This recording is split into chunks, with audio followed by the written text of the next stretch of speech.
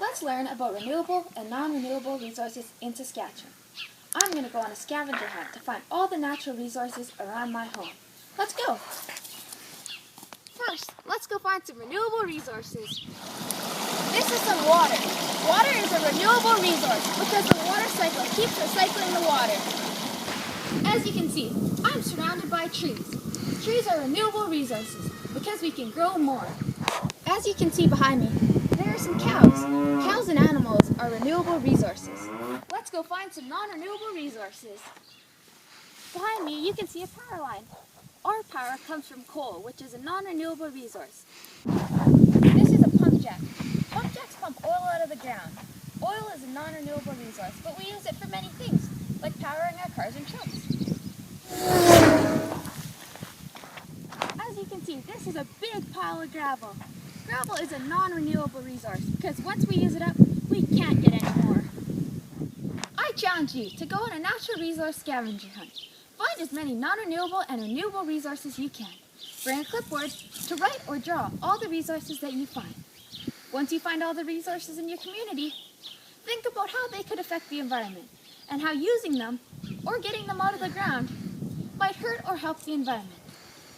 Have fun! In my teaching video, I wanted to engage students in learning about non-renewable and renewable resources. I attempted to do this by showing students examples of resources they might see in their everyday life. Through my pre-internship experience, I learned that some students did not know what livestock or pump jacks are.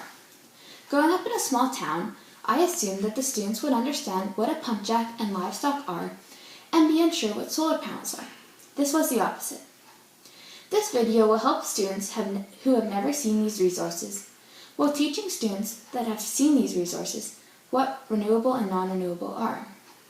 This video can be used at varying levels to support many students. After the students understand the difference between non-renewable and renewable resources, they can analyze the impacts that these resources have on the environment. Before my stretch, I would have focused strictly on defining renewable and non-renewable resources, and less about thinking critically about the implications of these resources, especially with such a young age group. But now I realize that students should learn to think critically. The impacts of the use and distribution of these resources can be a very sensitive subject, especially in different communities in Saskatchewan. Before my stretch, I might have stayed away from the aspects that may upset parents. I now know that it is essential to help and support students in developing their views on resources and the environment, just as I had the opportunity to further my beliefs and views through my stretch. Through my stretch experience, I learned that there is not one easy or right solution in regards to resource extraction. Because of this, I think it's important that students learn about the facts and then are given the time and the support to think critically and develop their own viewpoint. Having the students go on their own resource scavenger hunt is an important part of the video, although it's only a small prompt at the end.